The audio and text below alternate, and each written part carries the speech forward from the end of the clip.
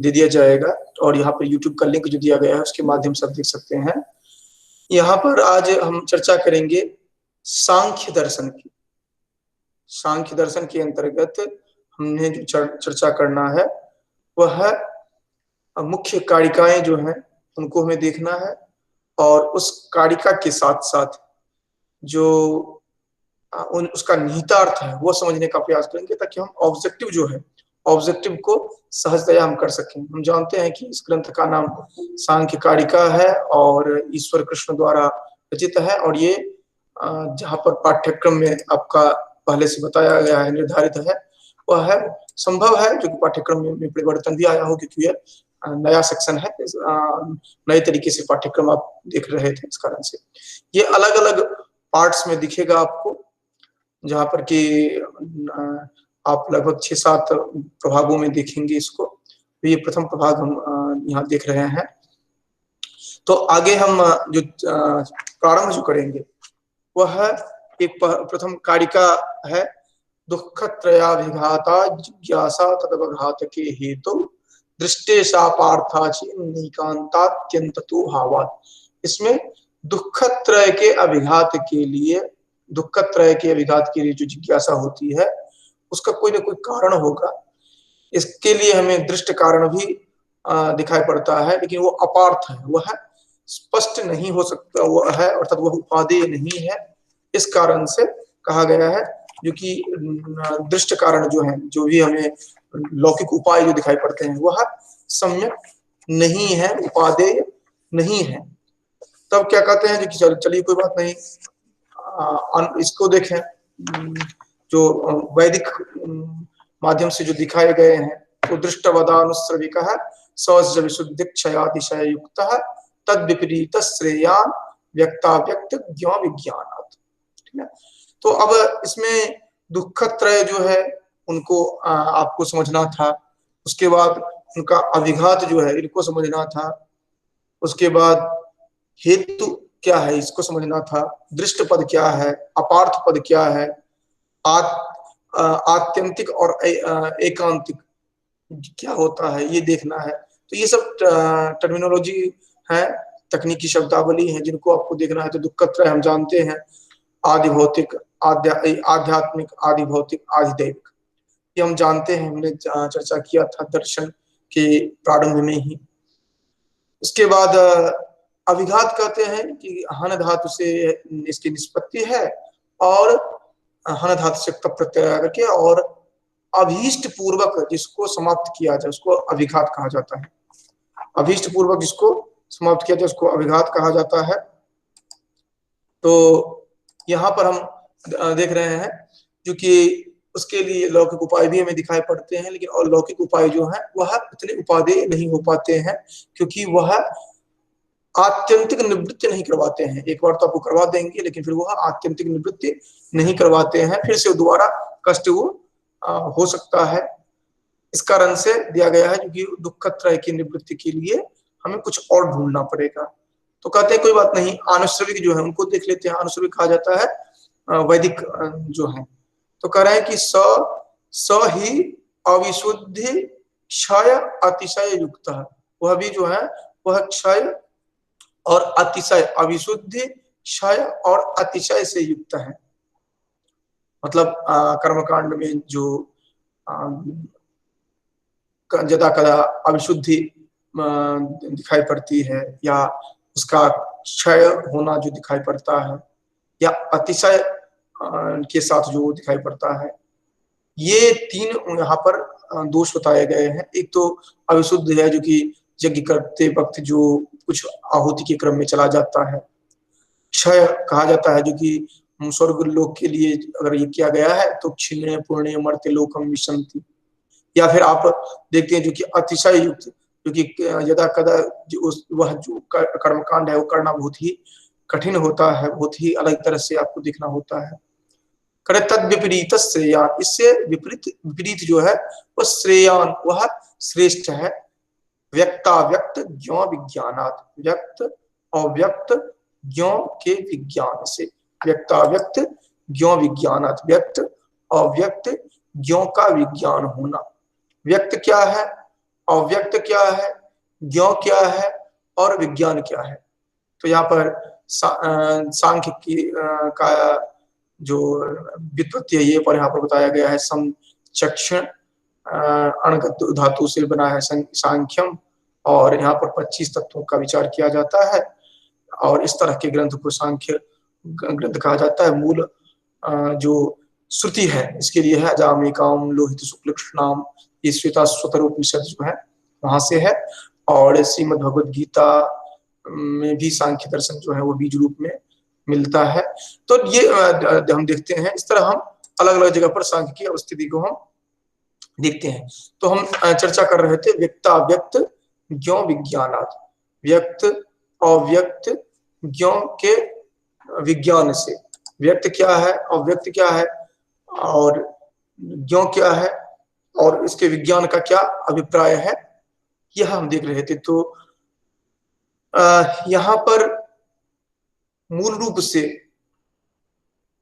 पुरुष प्रकृति जो है उनका यथार्थ ज्ञान जो है, यही अर्थात उन दोनों का जो विवेकात्मक ज्ञान होता है वह यहाँ पर हम मूल रूप से देखते हैं। सम्यख्यानम संख्या संख्येव सांख्य, और प्रकृति पुरुष का विवेकात्मक विशिष्ट ज्ञान जो है उसी व्यक्ताव्यक्त ज्ञ विज्ञान जो कहा गया है। और सांख्य के प्रवर्तक में यहाँ पर देखते हैं जो कि कपिल माने जाते हैं, और अन्य जगह भी कपिल का संदर्भ प्राप्त होता है। कपिल के शिष्य में आसुरी या कहीं असुरी कहते हैं, फिर पंचशिख, फिर जैगशव्य, ये 5वीं शताब्दी ईस्वी में देखते हैं इनको, इनकी अवशिष्टि। उसके बाद ईश्वर कृष्ण कृत सांख्यकारिका और षष्ठी तंत्र जो है यह ग्रंथ देखते हैं, लेकिन मुख्य रूप से सांख्यकारिका महत्वपूर्ण ग्रंथ में है। टीकाओं में माठर वृत्ति, युक्ति दीपिका, गौड़पाद भाष्य, जय मंगला टीका, तत्व कौमुदी, ये मुख्य रूप से हम देखते हैं, जिसमें कि ये तत्व कौमुदी हम पाठ्यक्रम में भी निर्धारित रहता है अधिकांश जगह। तो इस तरह हम अलग अलग टीकाओं के माध्यम से, अलग अलग ग्रंथों के माध्यम से जो सांख्य की 25 तत्व हैं उनको देखने का प्रयास करते हैं। उसमें भी मूल रूप से व्यक्त और व्यक्त जो है उनको देखना महत्वपूर्ण हो जाता है। अब यही व्यक्त अव्यक्त जो है और ज्ञ, इनको हम देखते हैं।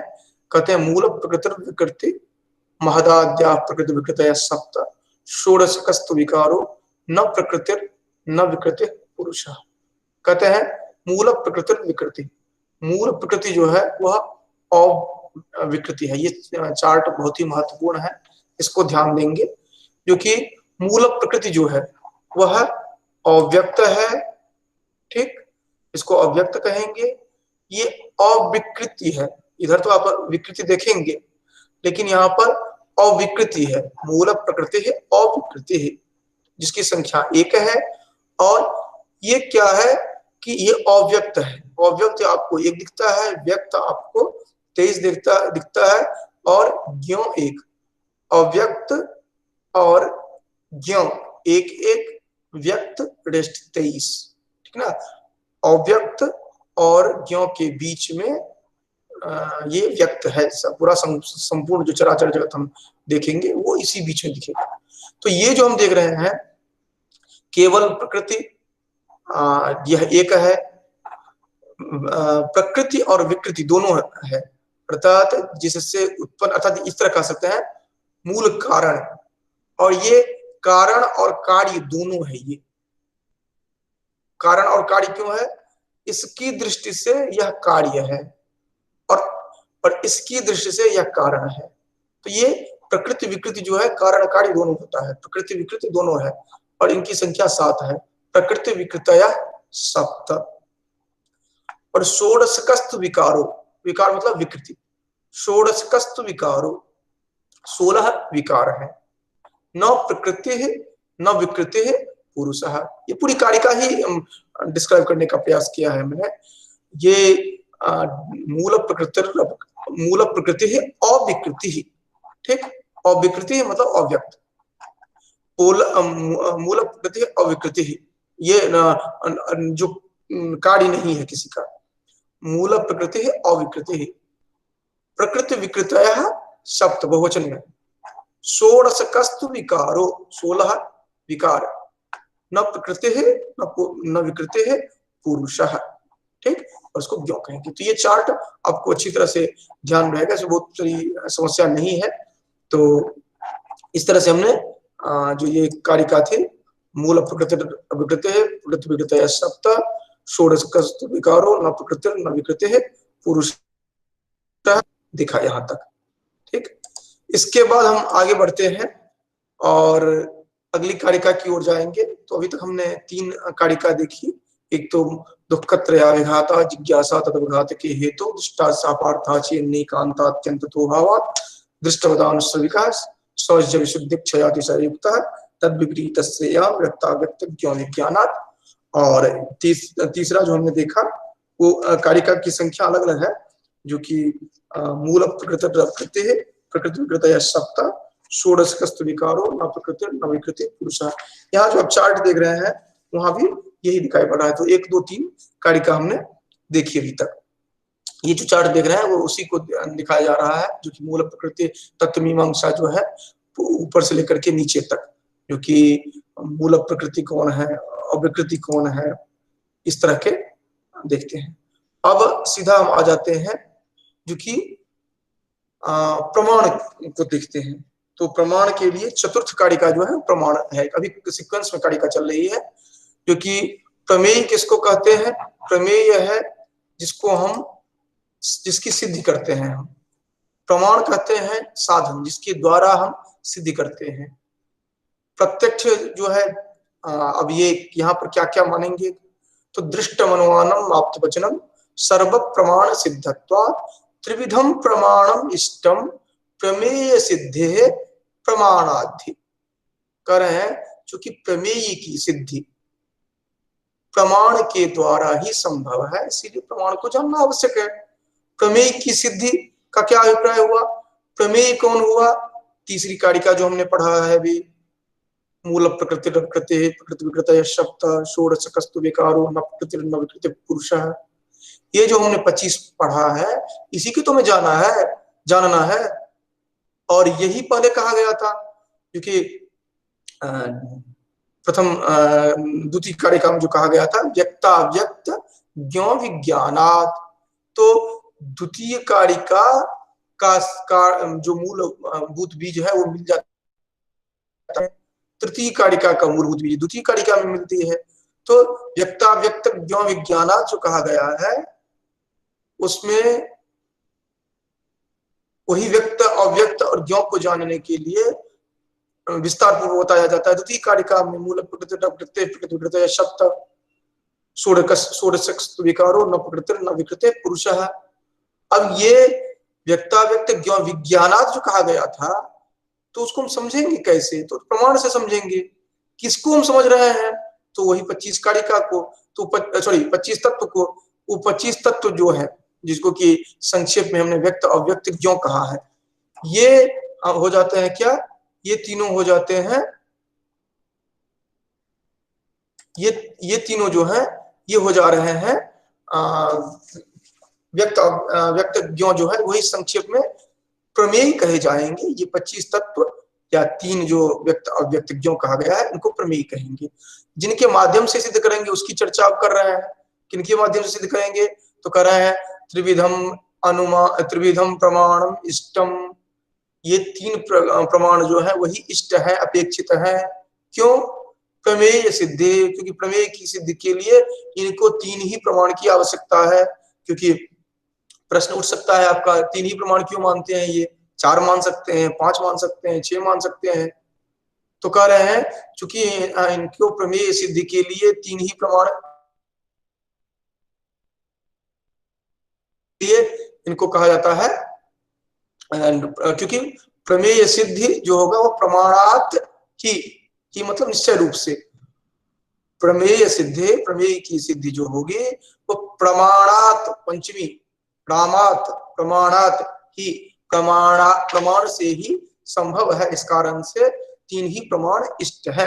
त्रिविधम प्रमाणम इष्टम प्रमेय सिद्धि है प्रमाणाधि, प्रमाण से ही यह प्रमेय की सिद्धि संभव है। अब आप त्रिविध पद को अब जानेंगे। इससे अभी तक आपने समझ लिया प्रमाण क्या है, यथार्थ ज्ञान। हालांकि प्रमाण वगैरह को आप स्पष्ट रूप से न्याय वाला जो पढ़ेंगे वहां पर विशेष रूप से पढ़ेंगे। प्रमेय, क्योंकि वह प्रमाण शास्त्र है, ये प्रमेय शास्त्र देखेंगे। और नव्य उसमें भी प्राच्य न्याय में प्रमेय देखेंगे, लेकिन नव्य जो आएगा उसमें प्रमाण देखेंगे मुख्य रूप से, जो कि वाक्य का विन्यास रहेगा। तो यहाँ पर जो हम देख रहे हैं त्रिविधम प्रमाणम इष्टम, 3 प्रकार के प्रमाण इष्ट हैं। क्यों? क्योंकि प्रमेय सिद्धि प्रमाण आदि, प्रमेय जो ये व्यक्त अव्यक्त है और ज्यों है, इनको हम प्रमाण के माध्यम से ही जान पाएंगे। अब ये कौन कौन से 3 प्रमाण है? दृष्टम, अनुमानम, आप्त वचनम। दृष्ट, अनुमान और आप्त वचन। दृष्ट क्या है?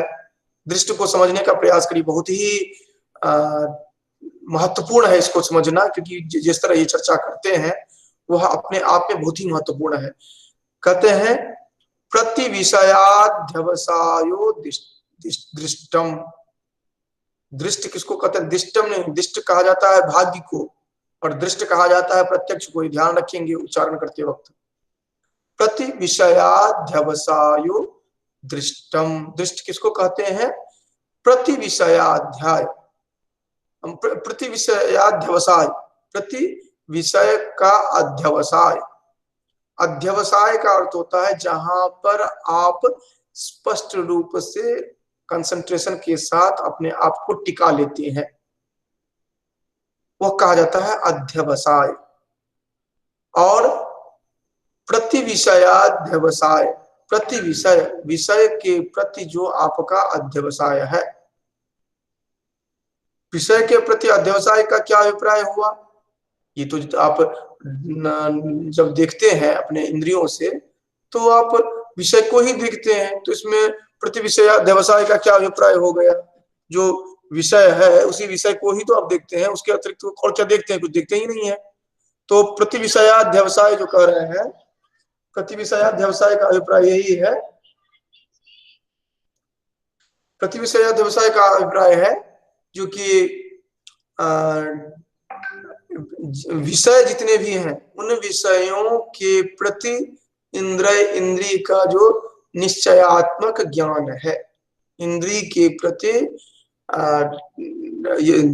विषयों के प्रति इंद्रिय का जो निश्चयात्मक ज्ञान है उसका। ये क्या कैसे होता है? इसको आप प्रैक्टिकल लेवल पर देखने का प्रयास करिए। जब आप कुछ देखना प्रारंभ करते हैं, मान लीजिए आप कार ड्राइविंग कर रहे हैं, तो आपके अब एक ही इंद्रिय अभी हम ले रहे हैं, आंख चक्षु इंद्रिय जो है उसके माध्यम से सड़क पर चलने वाले असंख्य वस्तुओं, असंख्य गाड़ियों का, असंख्य जीवों का को आप देखते हैं। लेकिन आपका निश्चयात्मक ज्ञान किसके प्रति होता है? तो सामने में जो गाड़ी आ रही है या पीछे से जो गाड़ी आ रही है उस पर आपका निश्चयात्मक ज्ञान होता है। अभी आप अनंत बातें सुन रहे होंगे, अनंत चीज देख रहे होंगे, लेकिन आपका जो चक्षु इंद्रिय है वह निश्चित रूप से स्क्रीन पर होगा। आपका श्रोत्र इंद्रिय जो है ये हमारे शब्दों पर होगा। यद्यपि असंख्य ध्वनियां आपको सुनाई पड़ रही होगी, असंख्य वस्तु आपके इर्द गिर्द होंगे, लेकिन आप एक पर ही अपने आप को निश्चित किए होंगे। आपकी अध्यवसाय जो है, अर्थात बुद्धि जहां पर फिक्स हो जाए, वो कहां पर फिक्स हुआ होगा? वो एक ही जगह पर, एक समय में एक ही जगह पर फिक्स हो सकता है। तो इसलिए कहा गया है प्रति विषयों के प्रति जो अध्यवसाय है, प्रति विषयाध्यवसायो दिष्टम, एक किसी निश्चित विषय पर जो आपका इंद्रिय जहां पर निश्चयात्मक रूप से जुड़ जाती है, निश्चयात्मक ज्ञान होता है, उसको दृष्ट कहा जाता है। ये बात ध्यान रखेंगे क्योंकि आगे हर जगह जरूरत पड़ेगी इसकी आपको। और इसी को प्रत्यक्ष कहते हैं। अक्षम प्रति, अर्थात आपके इंद्रिय के समक्ष जो है, इंद्रिय की ओर जो है निश्चयात्मक ज्ञान, उसको। तो ज्ञानेन्द्रिय जो है वो विविध विषयों में जाकर के बुद्धि द्वारा अध्यवसाय, मतलब निश्चयात्मक ज्ञान प्राप्त करता है। क्योंकि ये प्रक्रिया आप रथरूपक के माध्यम से जानेंगे, क्योंकि आपकी इंद्रियां जो विषय के प्रति जाएगी वह अपने आपको जो निश्चयात्मकता ज्ञान के लिए वह बुद्धि के द्वारा नियंत्रित होकर के तभी जाकर के वह कोई कार्य में प्रवृत्त होगी। तो इसका इसका इसी अन्य अन्य जो अविषय है उनके साथ विराम हो जाता है। उस समय में अविषय जो है, मिथ्या ज्ञान जो है, संशय आदि ज्ञान जो है, वो सब वहां पर विराम हो जाता है। जब आप एक चीज पर फोकस्ड होते हैं तो अन्य विषय से आपका स्वयं वहां से साइड हो जाते हैं। ये प्रथम जो इसका पार्ट है वह था। इसके बाद जब हम आगे बढ़ते हैं तो देखते हैं जो कि इसी को कंटिन्यू करते हुए दूसरा बताया जाता है अन्य कारिका को। तो अभी तक हमने जो जितनी कारिकाएं देखी है उसमें प्रथम मूल कारिका एक बार स्मरण कर लेंगे। पहली कारिका है जो कि दुःखत्रया विघाता जिज्ञासा तद विघात के हेतु दृष्टे सा पार्था चेन एकांतात्यंततो भावात्। फिर दृष्टवदानुश्रविका सहज विशुद्धि क्षयातिशय युक्ता तद विपरीत श्रेया व्यक्ता व्यक्त ज्ञो विज्ञानात्। उसके बाद आपने देखा दृष्टमनुमानम माप्तवचनम प्रमेय दृष्टमनुमानम माप्तवचनम सर्व प्रमाण सिद्धत्वात् त्रिविधम प्रमाणम इष्टम प्रमेय सिद्ध प्रमाणार्थी। अब आप देखते हैं सत्कार्यवाद को। ये भी बहुत महत्वपूर्ण है। कहा जाता है असदकरणाद उपादान ग्रहणात् सर्वसंभवा भावात् शक्तस्य शक्य करणात् कारण भावाच्च सत्कार्य। इसको ठीक से देखिए, कारण में कार्य पूर्व से सत रहता है। कारण में कार्य जो है वह पूर्व से सत रहता है, मतलब विद्यमान रहता है। कारण कार्य को अभिव्यक्त करता है, यह ध्यान रखेंगे, जो कि उत्पन्न नहीं करता है, यहाँ पर अभिव्यक्त करता है। हालांकि सत्कार्यवाद अन्य भी मानेंगे, लेकिन हम वहां पर अलग तरह से चर्चा करेंगे।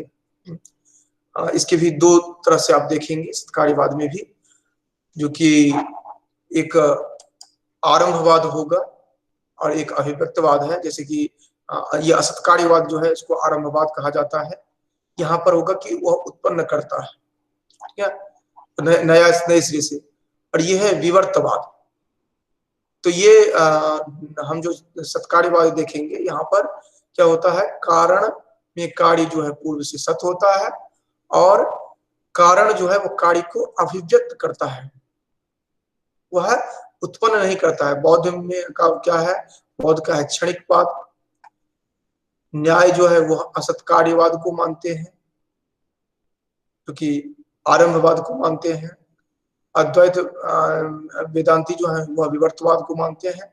अब यहाँ पर हम देखते हैं क्योंकि सत्कार्यवाद के पक्ष में जो तर्क जो दिया गया है इनको देखते हैं। सत्कार्यवाद के पक्ष में तर्क दिया गया है असद करणात्। ये ध्यान रखेंगे, असत अकरणात् है, असद अकरणात्, असद करणात् नहीं बोलेंगे, असत अकरणात्।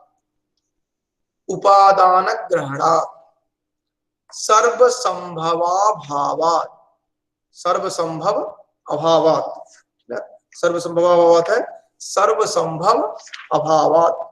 और शक्तस्य शक्य करणात्, शक्तस्य शक्य करणात् कारण अभावाच्च सत्कार्य। तो अब आप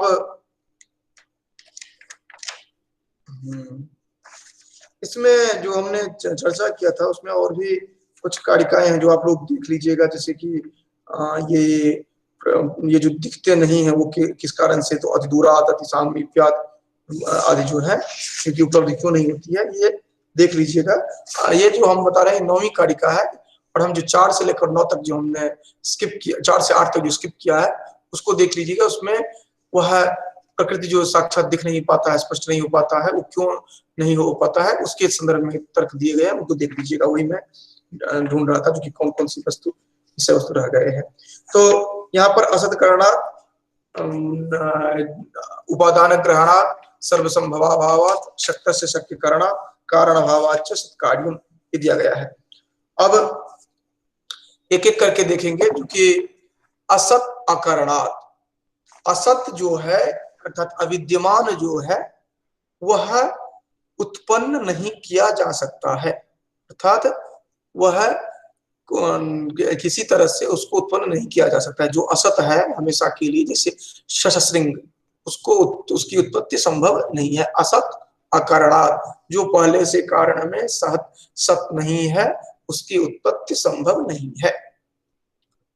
उसके बाद असत अकारणात् उपादान ग्रहणात्, जो भी आप कार्य चाहेंगे उसके लिए उसका जो उपादान है उसका ग्रहण करना आवश्यक होगा। अगर आपको घड़ा बनाना चाहते हैं तो जल ये मिट्टी की आवश्यकता होगी ही होगी।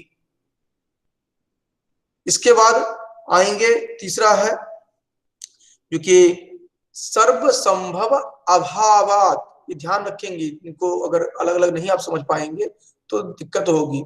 सर्व संभव अभावात, सर्व संभव अभावात जो है इसका अभिप्राय है सर्व संभव अभावात, सभी से सभी, अर्थात सभी कारण से सभी कार्य उत्पन्न नहीं हो सकते हैं। आप जिस कारण को देखते हैं उस कारण से कोई और कारण उत्पन्न हो जाए, ऐसा नहीं होता है, सभी के लिए फिक्स है। शक्तस्य शक्य करणात्, जो शक्त है वही उसी से शक्य संभव है, अर्थात जो जिसमें सामर्थ्य है वह उसी कार्य को उत्पन्न कर सकता है। तिल जो है वही तैल को उत्पन्न कर सकता है, बालू जो है वह तैल को उत्पन्न नहीं कर सकता है, क्योंकि बालू में वह शक्ति नहीं है जो तेल को उत्पन्न कर सके। दूध में वह शक्ति नहीं है जो घड़ा को उत्पन्न कर सके या तेल को उत्पन्न कर सके। अर्थात हर एक कारण का कार्य फिक्स है। कारण भावाच, कारण भावाच, कारणाभाव नहीं है, ध्यान रखेंगे। कारण भावाच, कारण का भाव जो है वह कार्य में दिखेगा। भाव का अभिप्राय है जो भी उसमें उसका जो गुण आदि है वह वहां भी दिखाई पड़ेगा। कारण का जो भाव है वह कारण में भी, कार्य में भी दिखाई पड़ेगा। तो यहाँ पर कोई रटने की जरूरत नहीं है, अलग से कुछ समझने की जरूरत नहीं है। एक कारिका आपको ध्यान है, पूरा आपको ध्यान रहेगा, लेकिन कारिका को सिस्टमेटिक ध्यान रखेंगे। असद करणात् दुपादान ग्रहणात् सर्व संभवा भावात् शक्तस्य शक्य करणात् कारण भावात् च सत्कार्यम। सभी पंचम्यंत है। असद अकरणात्, असद अकरणात्, असद करणात् नहीं बोलेंगे, असद करणात्। जैसे तद दोषो बोलते हैं तो तद दोषो नहीं बोलते, उसी तरह यहां पर भी है। असद अकरणात्, असद करणात् उपादान ग्रहणात्, सब पंचम्यंत। सर्व संभवा भावात्, मतलब सर्व संभव अभावात्। शक्तस्य शक्य करणात् कारण भावात् चौ से पांचों को जोड़ा गया है। सत्कार्यम, सत्कार्यवाद कैसे मानते हैं उसके लिए ये 5 कारण बताए गए हैं। ठीक, तो यहां तक हमने आज चर्चा देखी, और इसके अतिरिक्त आगे आप लोग चर्चा जब कर लेंगे उसके बाद हम फिर देखेंगे। यही सत्कार्यवाद को यहाँ पर बताने का प्रयास किया गया है। उससे आगे भी थोड़ा चलते हैं, क्योंकि इस स्लाइड को खत्म कर दें तो बेहतर रहेगा। इसके बाद ये संपूर्ण सत्कार्यवाद का ही है स्लाइड, तो इसीलिए यहाँ पर हम विस्तार में न जाकर के इसको यहीं पर विराम दे रहे हैं।